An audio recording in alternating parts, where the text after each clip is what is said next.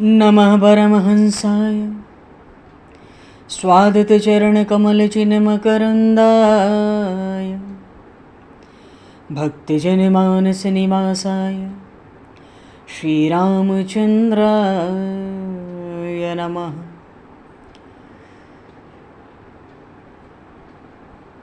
वंशीविभूषितकरान्नवनीरदाभात् पीताम्बरादरुणबिम्बफलाधरोष्ठात् पूर्णेन्दुसुन्दरमुखादरविन्दनेत्रात् कृष्णात् परं किमपि तत्त्वमहं न जाने।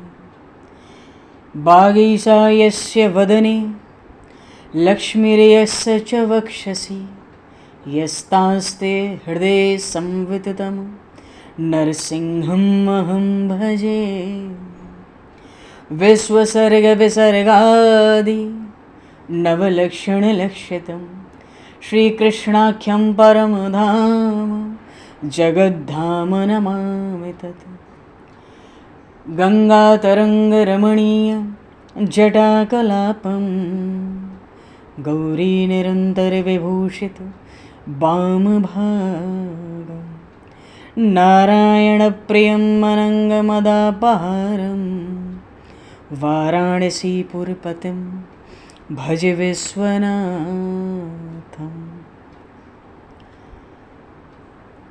प्रह्लादनारदपराशरपुण्डरीक व्यासयम्बरीशशुकशौनकभीष्मदालभान् रुकुमाङ्गदर्जुनवसिष्ठविभीषणादीन् एतानहं परं भागवतान् नमाम्यहम्। श्रीसीतानाथसमारम्भां श्रीरामानन्दार्यमध्यमाम् अस्मदाचार्यपर्यन्तां वन्दे गुरुपरम्पराम्। वाञ्छाकल्पतरुभ्यश्च कृपासिन्धुभ्य एव च पतितानां पावनेभ्यो वैष्णवेभ्यो नमो नमः। योगेन्द्राय नमस्तस्मै शुकाय ब्रह्मरूपिणे संसारसर्पदष्टमयो विष्णुरात्ममुच्यते। नारायणं नमस्कृत्य नरं चैव नरोत्तमं देवं सरस्वतं व्यासं ततो जयमुदीरये। गोविंद जय जय गोपाल जय जय गोविंद जय जय गोपाल जय गोविंद जय जय गोपाल जय जय गोविंद जय जय गोपाल जय श्री राधारमण हरि गोविंद जय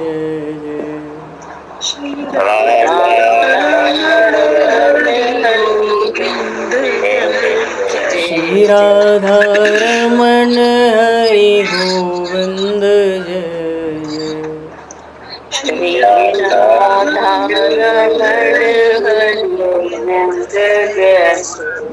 श्री राम जय जय ऋषिकेश जय जय श्री राम जय जय ऋषिकेश जय।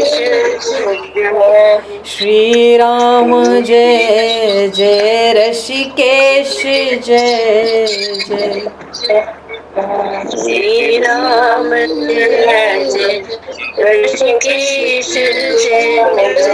सीतारमण रघुनाथ जय जय सीतारमण राम रघुनाथ जय जय। सीतारमण राम रघुनाथ जय जय सीतारमण राम रघुनाथ जय। श्री वृंदावन बिहारी लाल की जय। श्री जमुना महारानी की जय। श्री गिरिराज महाराज की जय, श्री गिरिराज धरणे की जय, समस्त गौवंश की जय, 84 कोस ब्रजमंडल धाम की जय, श्री वेदव्यास जी महाराज की जय, श्री सुखदेव जी महाराज की जय, श्री शुत शौनक आदि ऋषियों की जय, श्री सद्गुरुदेव भगवान की जय, सब संतन की जय, सब भक्तन की जय, समस्त वैष्णवन की जय, समस्त पूर्वाचार्य चरणन की जय, समस्त संप्रदाचार्यन की जय, श्री सद्गुरुदेव भगवान की जय। गंगा मैया की जय, जमुना मैया की जय, सरयू मैया की जय, गौ माता की जय, तुलसी माता की जय, पृथ्वी माता की जय, काशी महारानी की जय। जय जय श्री सीताराम, जय जय श्री राधेश्याम। नमः पार्वती पते हर हर महादेव। हरिशरणम। अनंत कोटि ब्रह्मांड नायक सर्वेश्वर पूर्ण परात्पर ब्रह्म, असंख्य कल्याण गुणगणनिलय, भक्त वांछा कल्पतरु, शरणागत वत्सल, भक्त वत्सल, दीनबंधु, दया सिंधु, सच्चिदानंदमय श्री विग्रह भगवान श्री राधा माधव की महती कृपा करुणा से परम पावन 84 कोस ब्रजमंडल धाम के हृदय स्थल श्री धाम वृंदावन से महापुरुषों के परम अनुग्रह से आप सभी श्रद्धालु भक्त वैष्णवों की मंगल एवं पावन सन्निधि में मानव जीवन का सर्वोत्कृष्ट फल भगवत गुणगान, भगवत कथा, भगवत कीर्तन का आनंद हम सभी श्रीमद् भागवत महापुराण की आनंद कथा के माध्यम से प्राप्त करने जा रहे हैं।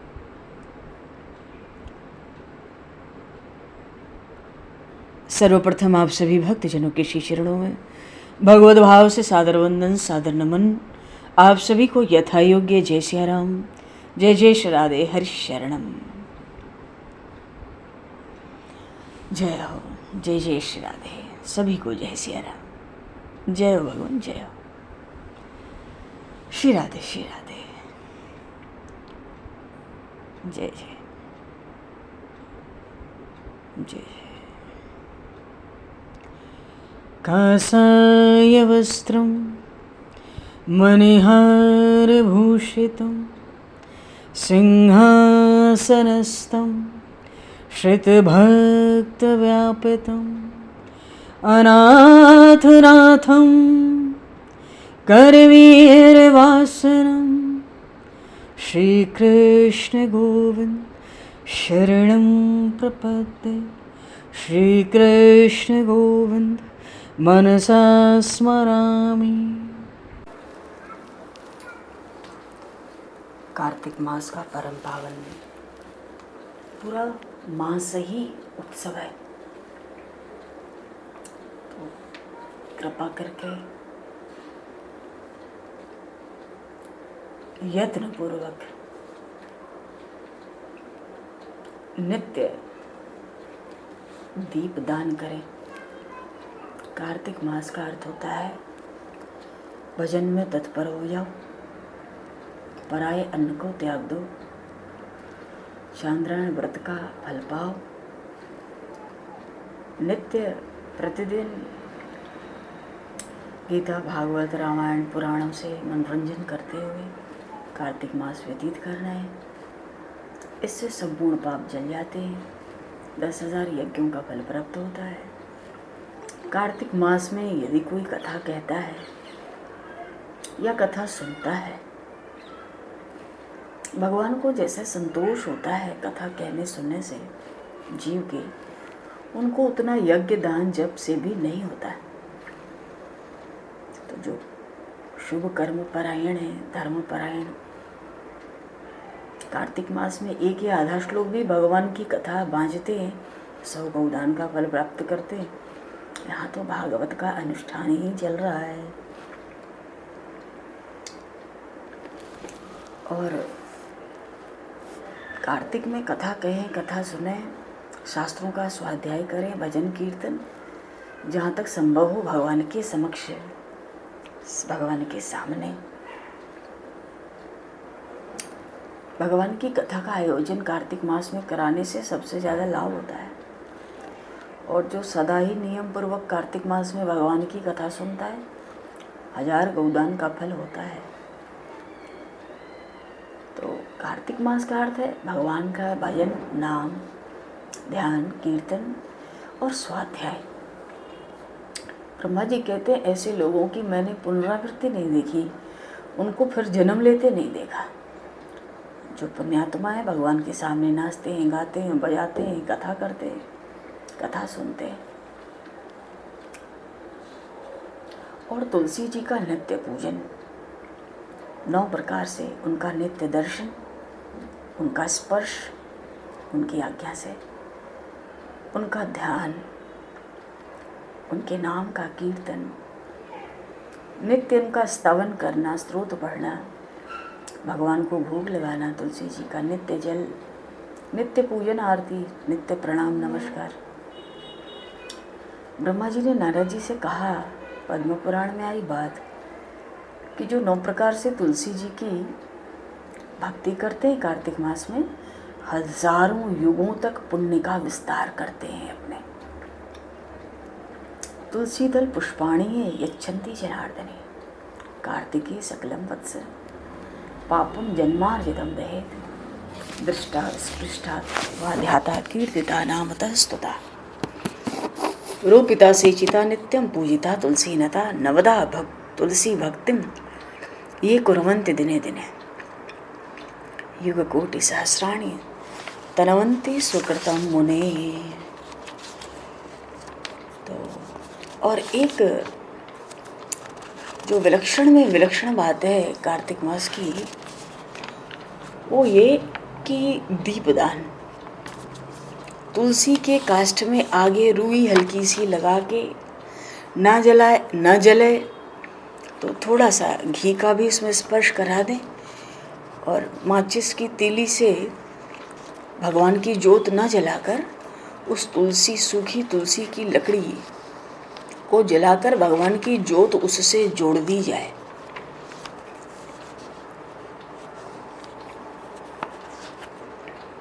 ठीक है ना?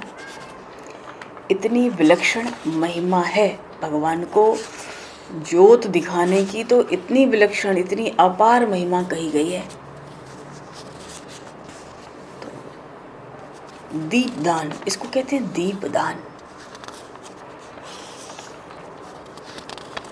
दीपदान की अपार महिमा है। नित्य शाम को एक बार तुलसी जी को दीपदान, तुलसी जी को दीपदान करने का नियम है, पर वो तुलसी काष्ठ से नहीं होगा।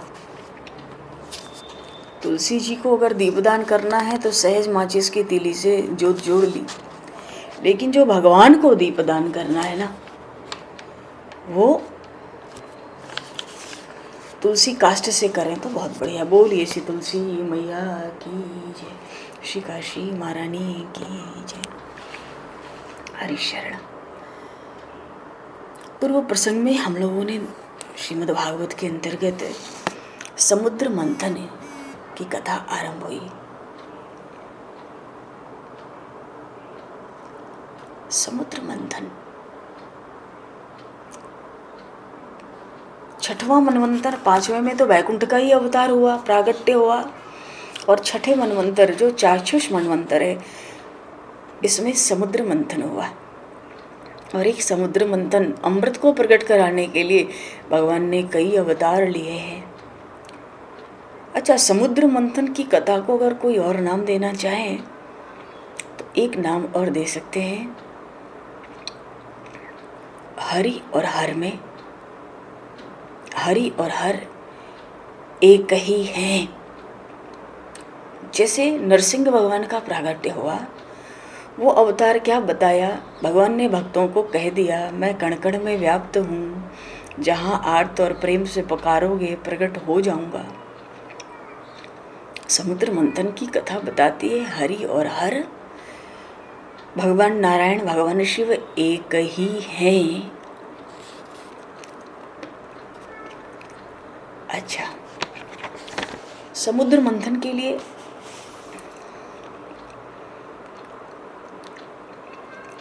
दुर्वासा ऋषि का श्राप मिला, देवराज इंद्र का स्वर्ग चला गया, देवताओं और दैत्यों का युद्ध हुआ, युद्ध में देवताओं की पराजय हुई, स्वर्ग का राज्य दैत्यों का हुआ, देवता दुखी हुए। परमात्मा ने आज्ञा की, स्तुति के बाद समुद्र मंथन करो, अमृत निकालो। कुछ युक्ति करूंगा, तुम लोगों को अमृत पिला दूंगा। तो बिना शत्रुओं के मदद के समुद्र मंथन नहीं होगा, दैत्यों को साथ लेना होगा। शत्रु हमारे काम के लिए क्यों आएगा? भगवान कहते हैं शत्रु से मित्रता करनी हो तो मान दो, उससे मधुर वाणी बोलो, बैर भाव खत्म हो जाएगा। जो वो चाहे उनको दो। चलो, देवता दैत्य आए। समुद्र मंथन के लिए सबसे पहले मंदराचल उठाने गए तो उठा तो लिया पर ला नहीं पाए। भगवान ने देवता और दैत्यों से कहा कि अगर मुझे मदद करनी है तो भाई कुछ हिस्सा हमें भी देना। ठीक है भाई, कुछ तुमको भी दे देंगे। मंदराचल उखाड़ा गया, करोड़ों मरे उसके नीचे। भगवान ने गरुड़ जी से कहा अपनी चोंच से उठाओ और इसको समुद्र में रखो। समुद्र में डाल दिया, सब औषधि डाली, समुद्र में मंदराचल पर्वत डूबने लगा, सब घबराए। कश्यप नारायण प्रकट हुए, बोलिए कश्यप भगवान की जय। उन कश्यप भगवान ने पीठ पर मंदराचल को धारण किया।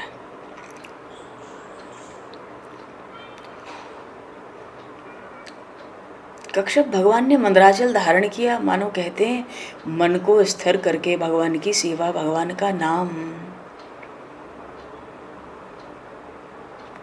क्योंकि जब निराधार मन होगा तो समुद्र में, संसार रूपी समुद्र में तो डूबेगा ना। तो मन स्थिर हो तब तो बात बने। चलो, मंथन किया, सबसे पहले निकलना था तो अमृत, निकला विष। भक्ति करनी होती है तो पहले विष ही मिलता है, प्रतिकूलता ही मिलती है, भगवान परीक्षा लेते हैं।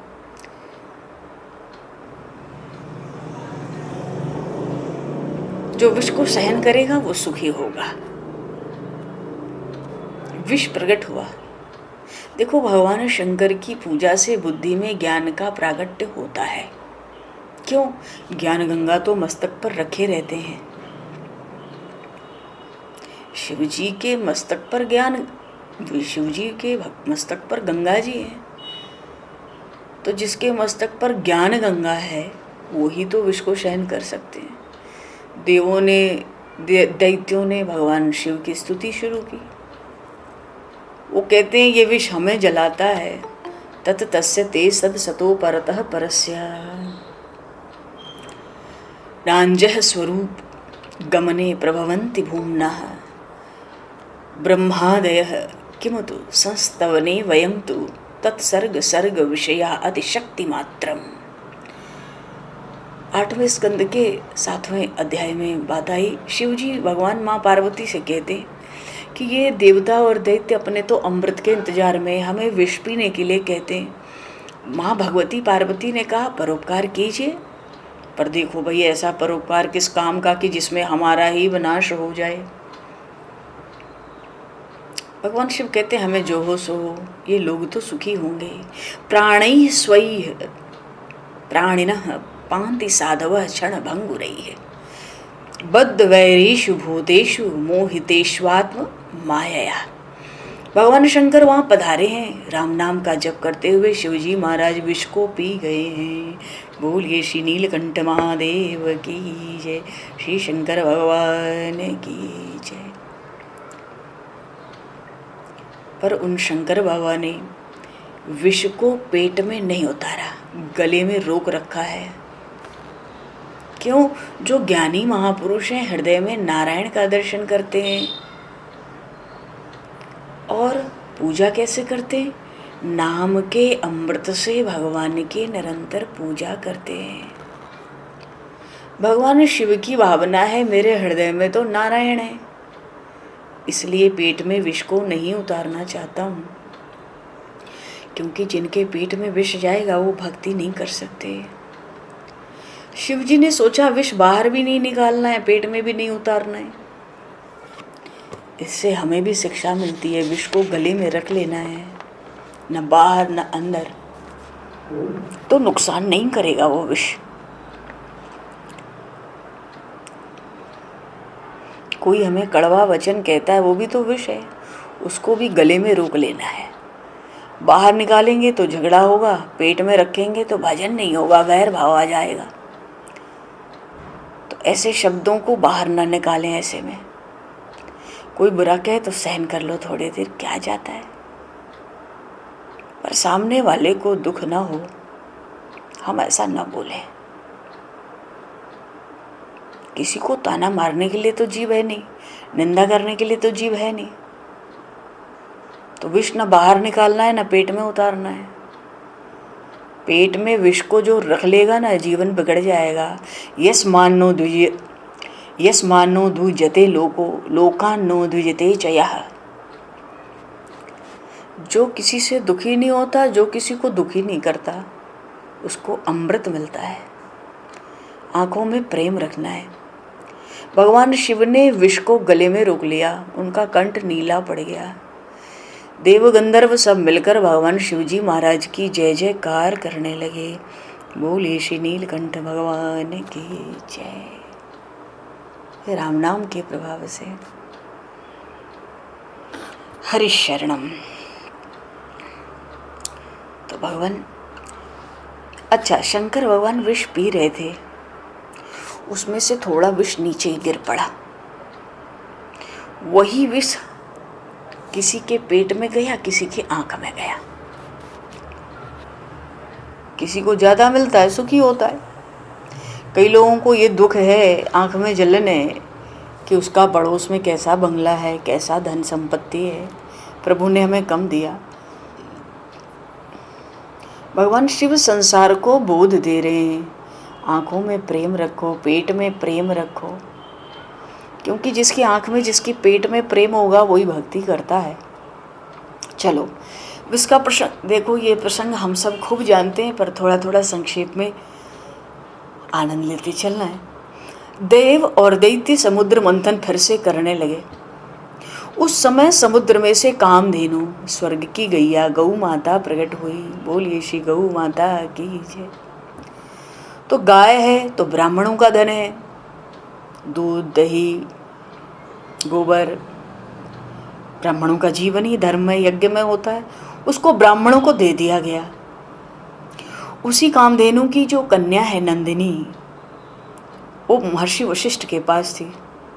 अच्छा, ये कामधेनु पहले परशुराम जी के पिताजी जमदग्नि जी के पास भी थी। ये सहस्रबाहु जबरदस्ती ले गया था, तभी परशुराम जी ने उसका वध किया था। चलो, अभी तो ब्राह्मणों को मिल गई। इसके बाद समुद्र से उच्चैश्रवा नाम का घोड़ा निकला। दैत्यों को घोड़ा पसंद आया। दैत्यों ने मांगा घोड़ा हमें मिलना चाहिए।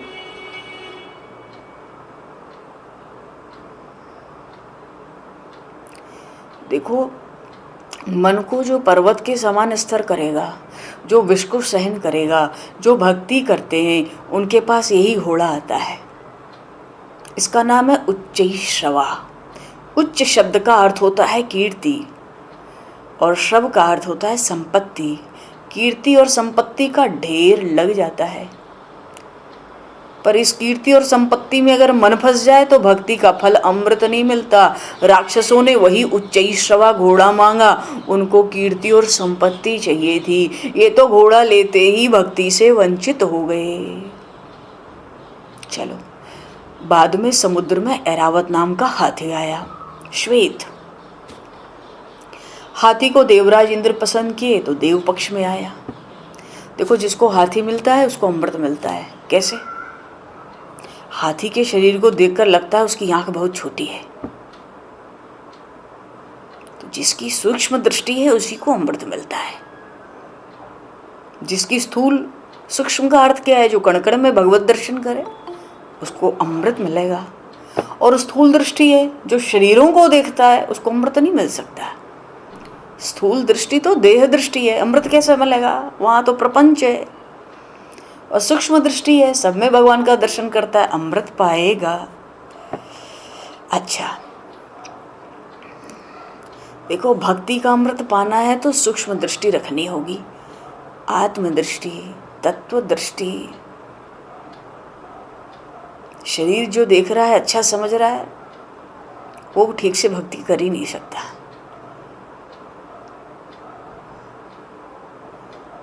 शरीर में प्राण नहीं रहेगा तब कोई भी उस शरीर को घर में रखने को तैयार भी नहीं होगा। तो जो आत्मदृष्टि रखते हैं ना, उनको अमृत मिलता है। जो देह दृष्टि रख के प्रपंच करते हैं ना, इसकी उसकी इधर उधर, उनका मन बिगड़ता है। हाथी सूक्ष्म दृष्टि का प्रतीक है। चलो, हाथी के बाद कौस्तुभ मणि निकली, भगवान नारायण को समर्पित की गई है। भगवान ने कंठ में कौस्तुभ मणि धारण किया है। भगवान राम, भगवान कृष्ण, भगवान नारायण, ये जब भी किसी भी रूप में आते हैं तो गले में कौस्तुभ मणि, वक्षस्थल पर दाहिनी ओर भृगुलता का चिन्ह और बाईं ओर श्रीवत्स का चिन्ह अवश्य रहता है। और चरणों में 24-24 चिन्ह, ये नारायण की पहचान है। कौस्तुभ मणि निकली, नारायण को समर्पित की गई। भाई, आपने मंदराचल को उठा के समंदर में भी लाए, अपने वाहन से गरुण जी से कराया, और मंदराचल को पीठ पे आपने खुद उठाया कछुआ बन के। तो चलो, कौस्तुभ मणि बहुत बढ़िया, लो आप लो। इसके बाद पारिजात कल्प वृक्ष निकला, हर्षृंगार का वृक्ष निकला पारिजात का। फिर अप्सराएं निकली, समुद्र में से श्री महालक्ष्मी, भगवती महालक्ष्मी प्रकट हुई, साक्षात महालक्ष्मी जी प्रकट हुई। बोलिए श्री लक्ष्मी माता की जय। तो उन महालक्ष्मी को स्वर्ण के सिंहासन पर बैठाकर ब्राह्मणों ने वेद मंत्रों से उन भगवती महालक्ष्मी का अभिषेक किया। हिरण्यवर्णा हरिणीम सुवर्ण रजत जान चंद्राम हिरण्यमयी लक्ष्मीम जात वेदो ममावह। बहुत सी सखियां थी, माता जी का सुंदर श्रृंगार की। सबकी इच्छा हुई लक्ष्मी मुझे मिले तो अच्छा रहेगा। लक्ष्मी जी ने कहा कि मैं स्वयंवर में अपने लिए योग्य पति को विजय माला अर्पित करूंगी। चलो भाई, एक ओर बैठे देवता, दूसरी ओर बैठे राक्षस। एक ओर बैठे देवता, दूसरी ओर बैठे राक्षस। आज तो लक्ष्मी जी को देख के बड़े बड़े ऋषि मुनियों ने भी सभा में बैठना स्वीकार कर लिया है। सखियां स्वयंवर में लक्ष्मी जी को सभी जगह ले जाने लगी। महान तपस्वी के पास गई पहले। देखो, तपश्चर्या और भक्ति का साथ न हो तो तपस्वी क्रोधी बन जाते हैं। तपस्वी के पास भक्ति होगी तो वो क्रोधी नहीं बनेगा, और तपस्वी तो हो पर भक्ति न हो तो उसका पतन हो जाता है क्रोध से। ज्ञान और तप में भी भक्ति का साथ होता है, तभी क्रोध पर विजय पाई जाती है। ज्ञानियों को प्रायः क्रोध आता है। वो क्रोध तभी आता है जब वहाँ भक्ति का, भगवत भक्ति का अभाव होता है। और भक्ति में क्या चाहिए? तपस्या के साथ भक्ति चाहिए, नहीं तो क्रोध आएगा, पतन हो जाएगा। ज्ञान और तप में भी भक्ति का साथ चाहिए, नहीं तो क्रोध पर विजय नहीं होगी। और भक्ति में क्या चाहिए? प्रेम से हृदय द्रवित होना चाहिए, तब भगवान का दर्शन हो सकता है। भक्त कभी क्रोध नहीं करता। लक्ष्मी जी ने अपनी सखी से कहा कि ये तपस्वी तो हैं, पर इनके तप में भक्ति नहीं है, ये बहुत क्रोध करते हैं, तो आगे बढ़ो। बड़े बड़े ऋषि मुनि थे, तो जो क्रोध करते हैं महालक्ष्मी नहीं रहती। क्रोधी के पास लक्ष्मी जी विराजमान नहीं होती। तपस्वियों को छोड़ दिया, ऋषि मुनियों को, आगे बढ़ गई। बोले तपस्वी तो हैं पर क्रोधी हैं, आगे चलो। आगे देवता विराजमान थे। सखियों ने परिचय दिया, देवता हैं। लक्ष्मी जी ने कहा देवता बड़े कामी हैं, आए दिन इनके ऊपर आफत आई रहती है, इधर उधर भगते हैं, अपनी रक्षा करने में पूरी तरह से समर्थ नहीं है। ना कर दिया। आगे चलो। आगे भगवान परशुराम विराजमान थे। सखियों ने परिचय दिया, ये कामी नहीं है, ये क्रोधी भी नहीं है, पर हे लक्ष्मी जी ये महान वीर हैं। लक्ष्मी जी ने कहा सब अच्छा है, पर जब पर आ जाए ना तब ये उपयुक्त नहीं है, ये तो परशुराम है। पर ये कामी नहीं, क्रोधी नहीं, महान वीर हैं, पर दिखने में तो बड़े निष्ठुर हैं। क्षत्रियों के छोटे छोटे बच्चों की भी हिंसा कर देते हैं। जहाँ दया नहीं है वहाँ लक्ष्मी जी नहीं विराजती। लक्ष्मी जी आगे चल देती है। तो ऋषियों का, तपस्वियों का वर्ण नहीं किया लक्ष्मी जी ने, देवताओं को भी नहीं किया, परशुराम जी को भी नहीं किया। आगे चल के मार्कंडे ऋषि विराजमान है। सखियां समझाने लगी, ये कामी भी नहीं है, क्रोधी भी नहीं है, और देखो ना ये निष्ठुर भी नहीं है, और इनकी आयु प्रलय काल तक है, महान ज्ञानी है। विचार करिए, ये वर्ण करने योग्य है। मार्कंडे ऋषि सभा में बैठे हैं आंख बंद करके, सोच रहे थे लक्ष्मी जी से भी मेरे नारायण बड़े सुंदर हैं। अकेले कोई लक्ष्मी जी को दर्शन करेगा ना, उसको नारायण का दर्शन नहीं होता है। संत अकेले लक्ष्मी जी का दर्शन नहीं करते, लक्ष्मी जी के साथ नारायण का दर्शन करते हैं। आज अकेले लक्ष्मी जी आई हैं, मार्कंडे ऋषि ने आंख बंद कर ली है। लक्ष्मी जी खड़ी रही पर मार्कंडे ऋषि ने आंख नहीं खोली। आंख बंद करके कहा, माता जी आप बहुत सुंदर हैं, पर सच सच बता दूं आपसे भी मेरे नारायण अत्यंत सुंदर हैं। नारायण के दर्शन से मुझे कभी तृप्ति नहीं होती। लक्ष्मी जी ने सखियों से कहा, अरे जो आंख खोल के मुझे देखने को तैयार नहीं, आगे चलो, इसका क्या है, आगे चलो।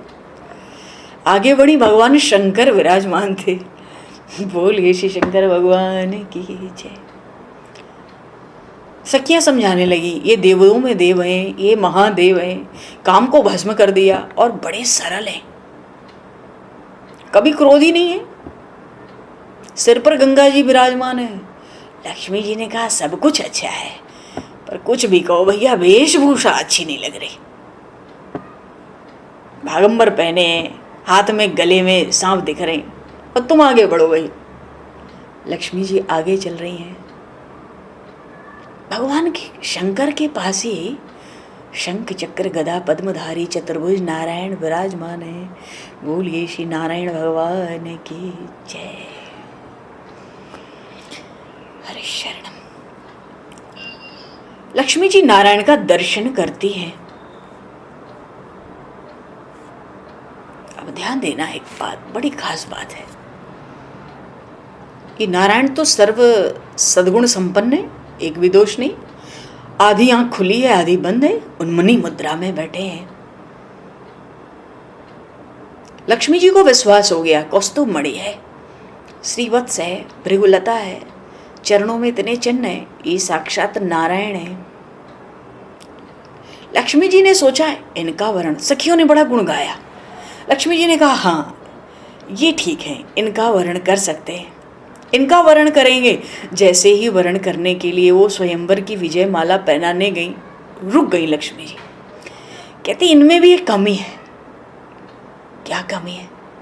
सखियों ने कहा क्या कमी है? भगवती महालक्ष्मी कहती हैं ये मेरी ओर देखते ही नहीं।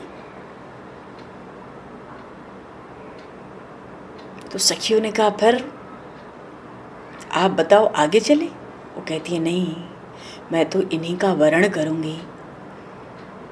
उन्होंने वो स्वयंवर का जो कोई हार था उसको भगवान नारायण के गले में धारण करा दिया। भगवान बैठे थे, समंदर की लहरों को देख रहे थे जिसका समुद्र मंथन चल रहा था, और जैसे ही वो स्वयंवर का हार पड़ा भगवान नारायण खड़े हो गए। बोलिए श्री लक्ष्मी नारायण भगवान की जय। भगवान ने लक्ष्मी जी से कहा कि हे शुभ है, मेरी एक आदत है। महालक्ष्मी ने कहा कहो भगवान। वो स्वयंवर का हार पहना दिया है। उसके बाद भगवान ने कहा मेरी भी एक आदत है। क्या? जिसको मैं नहीं चाहता फिर भी अगर वो मुझे चाहता है तो मैं उसको अपने हृदय पे साक्षात प्रकट स्थान देता हूँ।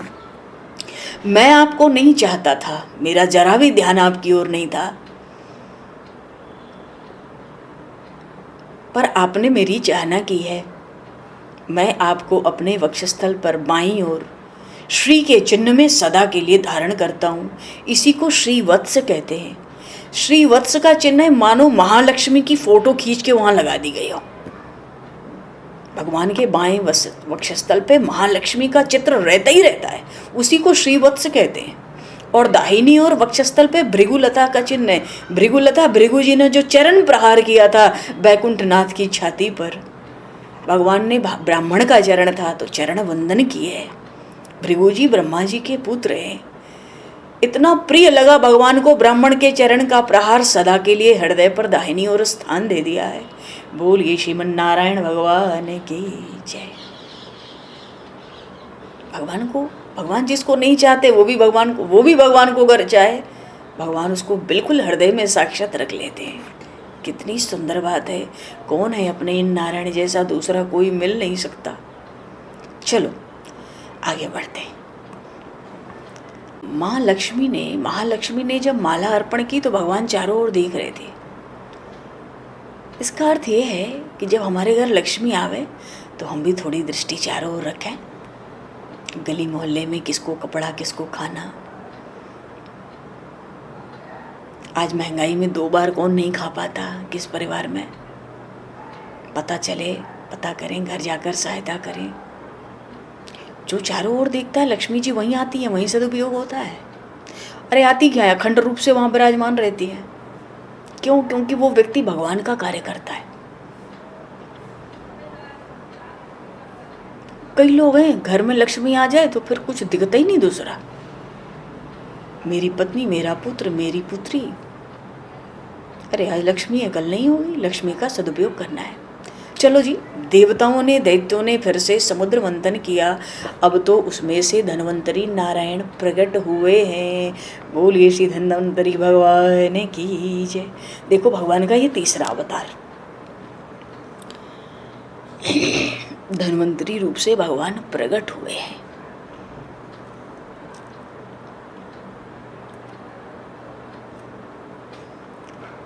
कितनी तो बढ़िया बढ़िया बातें प्रसंग में रह गई। चलो अब तो धन्वंतरी भगवान आ गए। ये तो प्रसंग सत्संग में आते ही रहते हैं प्रभु कृपा से। धन्वंतरी भगवान प्रकट हुए अमृत का कलश लेकर। धन्वंतरी नारायण बाहर आए। दैत्यों ने दौड़कर घड़ा ले लिया। देवता बड़े दुखी हुए क्योंकि दैत्यों पे उस समय बल था ना, देवताओं को हरा देते थे। तभी तो भगवान समुद्र मंथन से अमृत निकालना चाहते थे कि देवता अमर हो जाएं। राक्षस दैत्य दौड़े और अमृत का घड़ा ले लिया। देवता सोचने लगे अब तो ये दैत्य हमें अमृत की एक बूंद भी नहीं देंगे। पर भगवान ने आश्वासन दिया है, चिंता मत करो। जिसके हाथ में अमृत का घट था ना, वो आया और कहने लगा पहले मैं पीऊंगा। राक्षसों में भी देखो झगड़ा लगा। जिसके हाथ में था वो कहता पहले मैं पीऊंगा। उसके बगल में एक बलवान राक्षस आया, उससे बहुत बलवान। उसने कहा देख हमने भी मेहनत की है, घट नीचे रख, अन्यथा मारा मारी हो जाएगी, नीचे रख। अब भाई ये बताओ, एक राक्षस ने लिया, अब उससे बलवान कहता नीचे रख नहीं तो मारा मारी होगी, तो डरेगा ही। देखो जिसके घर में झगड़ा होता है उसके घर में किसी को भक्ति का अमृत मिल भी नहीं सकता। घर में भी प्रेम से रहना है, जरा भी झगड़ा ना होने पावे। एक एक जीव में भगवान की भावना रहे तब तो काम बने। दैत्य झगड़ने लगे, उसी समय भगवान ने लीला की। भैया ये तो लीला पुरुषोत्तम है, ये श्री कृष्ण है। भगवान ने मोहिनी नारायण का रूप प्रकट किया। बोलिए श्री मोहिनी नारायण भगवान की जय। जो ना करना हो वो भी कर डालें, पर सृष्टि के हित के लिए भगवान लीलाएं करते हैं। भगवान ने मोहिनी रूप से, स्त्री रूप से प्रकट हुए नारायण। देखो भैया आज उन्होंने पीताम्बर नहीं पहना, ऐसा सुंदर स्वरूप था। सभी दैत्य अमृत को भूल गए। मोहिनी नारायण को टकटकी लगाकर देखने लगे। दौड़कर मोहिनी नारायण से पूछने लगे, दैत्य आपका घर कहाँ है? आपके माता पिता कौन है? आपका विवाह क्या हो गया या अभी होने वाला है? अब देखो, बात है अमृत की, तो ये सब पूछने की क्या आवश्यकता थी? बात यह है कि जब जीवन में मोह होता है ना, तो विवेक बह जाता है। मोह हो जाए तो ज्ञान नहीं टिक सकता। दैत्य अमृत भूल गए। भगवान की माया ने संसार के विषयों में मोहिनी छिपा रखी है।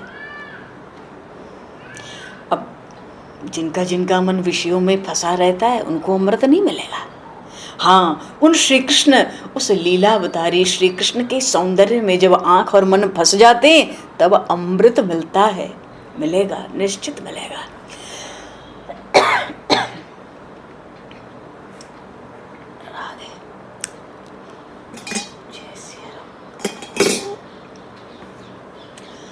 तो मोहिनी नारायण मन में मुस्कुराते हुए धीरे धीरे कहते हैं, तो नारायण है ना, साम दाम दंड भेद, उनको तो काम बनाना है, सत्व गुण की स्थापना रखनी है। मोहिनी नारायण मन मन तो पहले मुस्कुराए, फिर धीरे धीरे कहते, आप मेरे घर के विषय में पूछ रहे हैं आप लोग? भगवान ने मोहिनी रूप से दैत्यों से कहा, मेरा घर नहीं है। हाँ, जो मनुष्य मेरे लिए रोता है, मुझे 16 आना प्रेम करता है, उसके घर में मैं जाती हूँ। बोलिए श्री नारायण भगवान की जय। देखो, भगवान ने तो बिल्कुल सच्ची बात कही कि जो मेरे लिए रोता है, जो मुझसे 16 आना प्रेम करता है, उसके घर में जाती हूँ। तो जिस दैत्य के हाथ में अमृत का घड़ा था ना, उस दैत्य को मोहिनी नारायण देखने लगे और होठों से हंसने लगे। दैत्य तो उनको देखकर पागल सा हो गया। उसको लगता है, अरे ये मोहिनी मुझे देखकर हंसती है, इसे सब भीड़ में इसको मुझ पर अधिक प्रेम आ रहा है। उसने कहा, हाथ में घड़ा लिया था अमृत का कलश, उसने मोहिनी नारायण से कहा, बहुत मेहनत से अमृत पाया है, इसे मैं आपको देता हूं। तो प्रभु तो आए ही इसीलिए थे। प्रभु ने हाथ का घड़ा ले लिया और पूछा, मानो कुछ जानते ही नहीं है। भगवान लीला ही ऐसी करते हैं। पूछती है मोहिनी, इसमें क्या है? दैत्यों ने कहा, इसमें अमृत है और इस अमृत के लिए हमारे बीच झगड़ा हुआ है। हाँ, आप परोस दो तो कोई झगड़ा ना रहे, आपका हाथ लग जाए, बस हम तो ऐसे ही अमर हो जाएंगे। सब मोह में पड़े हुए थे भगवान के रूप पर। अरे कोई राक्षस, दैत्य राक्षसी कोई बचा नहीं। सांप और बिच्छू भी भगवान को देख लेते हैं तो अपना विष त्याग देते हैं। इन दैत्यों की क्या बात है? भगवान का रूप सौंदर्य क्या है? एक संत कहते थे, जब मैंने भगवान के सौंदर्य की बात लोगों से कही तो लोग मुझे पागल बताते थे। जब मैं भगवान का गुणगान गाता था तो मैं देखता था 3 लोग मेरी परिक्रमा करते हैं। पर जो भक्ति प्रेम में नहीं है, वो क्या जाने। ये मोह में पड़ गए सब दैत्य। कहते हैं, आप अपने हाथ से पिलाओ, इतना ही बहुत है। भगवान ने भी रूप बनाया था, अरे कुछ करके जाएंगे। आंख से इशारा किया दैत्यों को, देवताओं को। एक ओर देवता बैठ गए, दूसरी ओर दैत्य बैठ गए।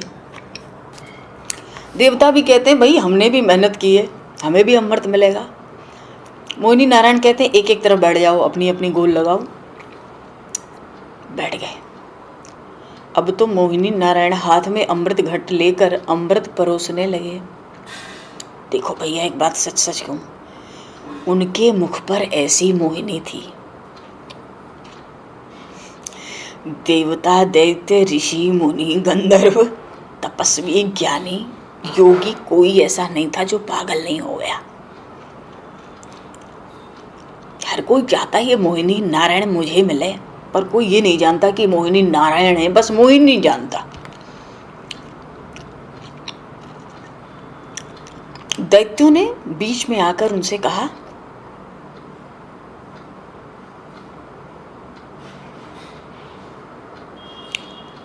भगवान पहले बीच में खड़े हुए। उन्होंने दैत्यों से पहले कहा कि देखो ये घड़ा अमृत का तुम लोगों ने हमें दिया है, इसलिए आपका भला सोचना हमारा धर्म है, आपका कल्याण करना हमारा फर्ज है। प्रभु ने विचार किया दैत्यों को अमृत न मिले। भाई मुंह से तो कह रहे हो कि आपका भला सोचना हमारा धर्म है, आपका कल्याण करना फर्ज है, और मन में विचार कर रहे हो कि दैत्यों को अमृत न मिले, ये क्या बात है? अरे दैत्यों को अमृत न मिले इसी में दैत्यों का कल्याण है। अमृत मिल जाएगा तो न जाने और क्या करेंगे, इसमें तो अकल्याण है दैत्यों का भी, इस सृष्टि का भी। मोहिनी नारायण ने दैत्यों से कहा, मेरी इच्छा ऐसी है कि आपको अमृत दूं, पर क्या है ना कि देवता टकटकी लगाकर मुझे देख रहे हैं। देखो भगवान की वाणी है, हरि शरण। भाव आते ही सरसवाणी तो प्रकट होती है। भगवान बोल रहे हैं तो सहज तो भूलेंगे नहीं जी। देखो मन में भागवत आप लोग बहुत पढ़ते हो, ये सब विचार कभी नहीं लाना, ये बातें तो भागवत में नहीं। अपने को तो प्रभु के अवतार का रस लेना है। सब बातें भागवत में है, जितना प्रभु कृपा करेंगे उतना भीतर आ जाए। उन्हीं को कहना है, उन्हीं को सुनना है, उन्हीं को लेना है, उन्हीं को देना है। लीला रची। सबसे पहले मोहिनी नारायण ने दैत्यों से कहा, मेरी इच्छा ऐसी है कि आपको अमृत तो दे दूं, पर ये देवता लगातार मुझे देख रहे हैं। इससे मुझे ऐसा लगता है कि घड़े के ऊपर जो पानी जैसा अमृत है वो मैं उनको दे दूं, क्योंकि देवताओं की नज़र इसी पर अमृत पर है। उनकी नज़र लगा हुआ अमृत अगर आपको पिलाऊंगी तो आपको पचेगा नहीं। उन देवताओं की नज़र अच्छी नहीं है, इसलिए आप लोग मेरी बात मानो। भगवान नारायण ने दैत्यों से कहा, ये जो ऊपर का अमृत है ना, ये देवताओं को मैं पिला दूं, और जो नीचे का बढ़िया शुद्ध सार सार अमृत होगा वो मैं आप लोगों को पिला दूंगी। दैत्यों ने कहा, स्वीकार है, मूर्खों को अकल तो है नहीं। दैत्य बड़े ज्ञानी ज्ञानी भी थे, पर मोह हो गया ना मोहिनी के रूप पे, अब कहाँ अकल बची। अकल होती तो समझ आता कि अमृत में पानी और शुद्ध अमृत का भेद नहीं होता। मन तो इनका मोहिनी में फंसा है, पागल से हो रहे हैं। तो मोहिनी नारायण अमृत दे रहे हैं देवताओं को और देख रहे हैं दैत्यों को। अरे अमृत में ऊपर बढ़िया और नीचे कम, और नीचे बढ़िया ऊपर कम, ऐसा थोड़ी होता है। अमृत में कोई भेद नहीं है।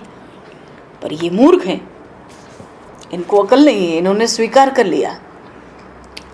अब मोहिनी नारायण अमृत पिला रहे हैं देवताओं को और राक्षसों को देख रहे हैं, ताकि ये मोहित रहें, इनका ध्यान अमृत की ओर न जाए, मेरे रूप पे टिका रहे। सब दैत्य आपस में बात कर रहे हैं, हमें तो शुद्ध माल मिलने वाला है, धैर्य रखकर बैठे रहो।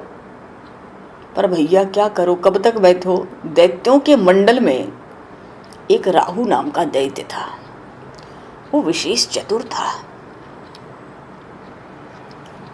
उसको लगा कि कुछ प्रपंच चल रहा है, इस कारण वो देवताओं का स्वरूप धारण करके सूर्य और चंद्र देवता के बीच में जाकर बैठा। अरे भैया बैठना था तो कहीं और बैठ जाते। ये सूर्य और चंद्रमा प्रकाश के देवता, वहाँ बैठोगे तो कहोगे चोर को छिपना है, बड़ी लाइट के नीचे छिप जाए कहीं सामने, तो छिप जाएगा। ये राहु भी गया हड़बड़ाहट में, तो रूप तो बनाया देवताओं का, बैठ गया सूर्य और चंद्रमा के बीच में, तो छिपेगा कैसे। अब देवताओं की पंगत में आके बैठा, भगवान को अच्छा नहीं लगा। क्यों? क्योंकि भगवान वहाँ अमृत पिला रहे थे और पंगत में भेद नहीं किया जाता। पंगत हो रही है, उसमें कोई भेद करे कि हाँ अपने परिचित को 2 कचौड़ी खिलाओ, ये हमारा रिश्तेदार है इसको 4 लड्डू खिलाएंगे, पड़ोसी को 1-1 देंगे सबको और नहीं मिलेगा। भगवान तो जानते थे कि ये देवता है नहीं, राक्षस है, पर वो देव पंगत में बैठ गया। इस कारण राहु को भी अमृत भगवान ने दिया, पंगत दोष न लगे। राहु अमृत पीने लगा। सूर्य चंद्रमा ने आंखों से इशारा किया, हे प्रभु, बिना अमृत पिए हमारी खबर लेता है अमावस पूर्णिमा में, और आप इसको अमृत पिला रहे हो, हमारा क्या भविष्य होगा? इतना विचार करो, हमारी रक्षा करो। बिना अमृत के ये हमारी खबर लेता है। और जैसे ही आर्तवाणी से पुकार की सूर्य और चंद्रमा ने, भगवान ने सुदर्शन चक्र से राहु का सिर काट डाला, पर वो अमृत पी चुका था, इस कारण वो मरा नहीं। उसका सिर और उसका धड़ दोनों अमर हो गए।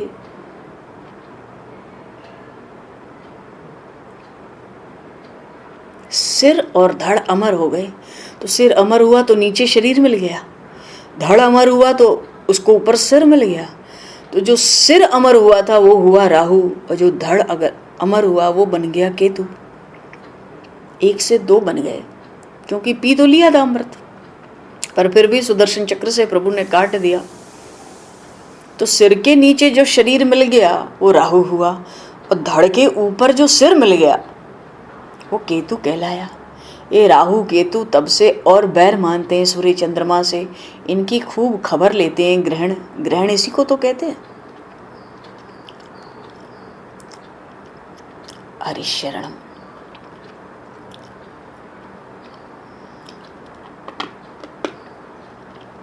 चलो जी, समय को दृष्टिगत करते हुए आज यहीं पर दो पल नाम संकीर्तन बोलकर वाणी को विराम दिया जाएगा। आगे का प्रसंग आगे, क्योंकि प्रसंग जुड़ा है एक दूसरे से। हरिशरणम। बोले श्रीमद् भागवत महापुराण की जय। श्री सुखदेव जी महाराज की जय। सब संतन की जय, सब भक्तन की जय, सतगुरुदेव भगवान की जय। जय सिया राम, जय जय सिया राम। जय सिया राम, जय सिया, जय जय सिया राम, जय सिया राम, जय